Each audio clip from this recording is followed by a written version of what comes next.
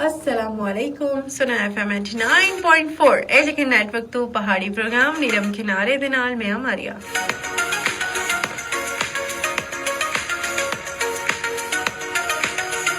जी जनाब कह रहे हो तुसी सारे उम्मीद करती हैं सब ठीक ठाक है वन होजन अपनी जिंदगी खूबसूरत तरीके नाल सोहने तरीके नाल गुजारे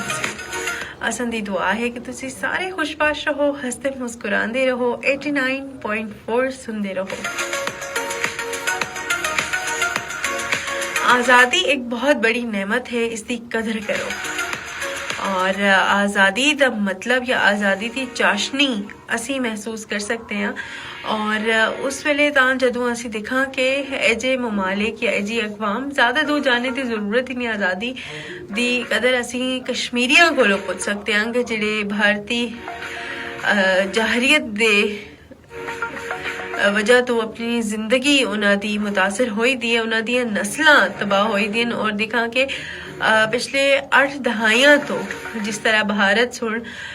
कश्मीर उतना नाजायज़ कब्जा किते दा है और उनको मजहबी आज़ादी नहीं, उनको मुआशी आज़ादी नहीं, उन्हें मवासिलाती आज़ादी नहीं और आज़ादी राय का हक नहीं है। तो इस चीज़ का अंदाज़ा उन्होंने को हो सकता है कि आज़ादी असी समझते हैं कि एक आसान से नॉर्मल जी गल है ना, रोज़ा रखिया या फिर मस्जिद विच नमाज पढ़ने गए हैं, लेकिन जदों इस चीज़ दे बारे में असी कश्मीरियों को पुछा ना तो वह असा को दसन कि वाकई आज़ादी की असी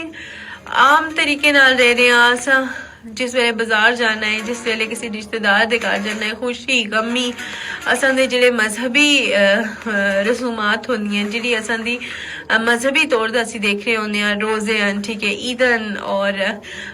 इस तरह के मुख्तलिफ अहम त्याड़े जिहड़े होंदे हैं असीं उन्हां को आज़ादी दे नाल मनांदे हैं और उस विच सारे लोग इकट्ठे होंदे हैं, यानी एक ही नज़रिए के तहत सारे लोग मौजूद होंदे हैं। इस वास्ते असीं इस चीज़ को इंजॉय करदे हैं, असां को मुकम्मल आज़ादी होंदी है, आज़ादी राय है असां कोल और जियां असां जर्नलिज्म बड़ा स्ट्रॉन्ग है इस वेले और इसका मतलब है कि असी अपनी लाइफ को जिस तरह एक होंदा है ना कि तुसां को मजहबी आज़ादी भी हुए और तुसां आराम दे नाल अपनी नौकरी करो, तुसां दे बच्चे स्कूलों में जुलन और ये एक बेसिक लाइफ स्टाइल तुसीं आख सकते हो कि तुसां दी जरूरियात जिंदगी जिहड़ी कि ना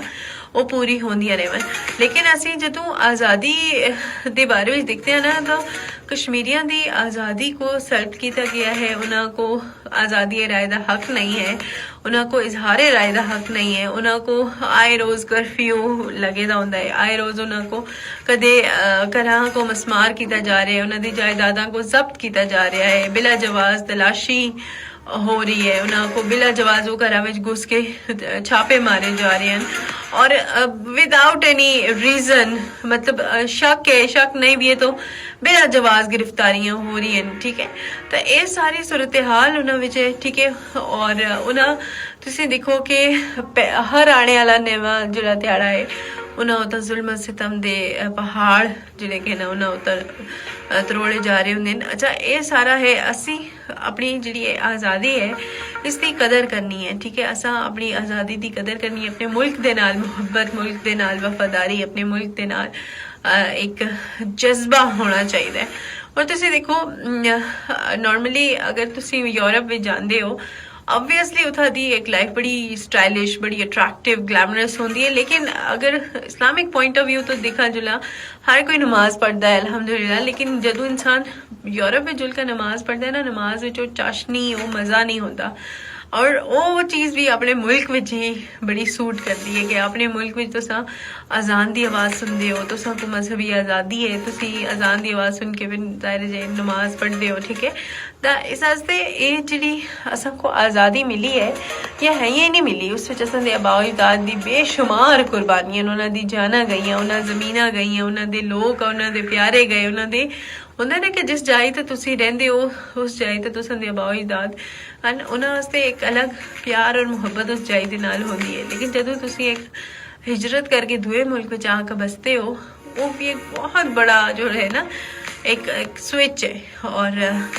जितने भी लोग मतलब हसन दे आबा अजदाद वो ਕਾਫਲਿਆਂ ਦੀ ਸੂਰਤ ਵਿੱਚ ਇੱਥੇ ਆਏ, ਇੱਥੇ ਆਪਣੀ ਜ਼ਿੰਦਗੀ ਵਸਾਈ, ਠੀਕ ਹੈ, ਔਰ ਆਪਣੀ ਜ਼ਿੰਦਗੀ ਸਰੇ ਨੂੰ ਸ਼ੁਰੂ ਕੀਤੀ। ਤਾਂ ਇਸ ਵਾਸਤੇ ਆਪਣੀ ਇਸ ਆਜ਼ਾਦੀ ਦੀ ਕਦਰ ਅਸਾਂ ਕਰਨੀ ਹੈ, ਆਪਣੀ ਆਜ਼ਾਦੀ ਆਪਣੇ ਵਤਨ ਦੇ ਨਾਲ ਮੁਹੱਬਤ ਕਰਨਾ ਹੈ, ਔਰ ਇਸ ਦਾ ਇਜ਼ਹਾਰ ਤੁਸੀਂ ਆਪਣੇ ਵਤਨ ਦੇ ਨਾਲ ਮੁਹੱਬਤ ਦਾ ਇਜ਼ਹਾਰ ਇੱਕ ਖੂਬਸੂਰਤ ਅੰਦਾਜ਼ ਵਿੱਚ ਕਰੋ। ਇਸੇ ਫਾਈਨਲ ਨੋਟ ਦੇ ਨਾਲ ਮੁਗੋ ਦਿਓ ਇਜਾਜ਼ਤ। ਅੱਲਾ ਹਾਫਿਜ਼।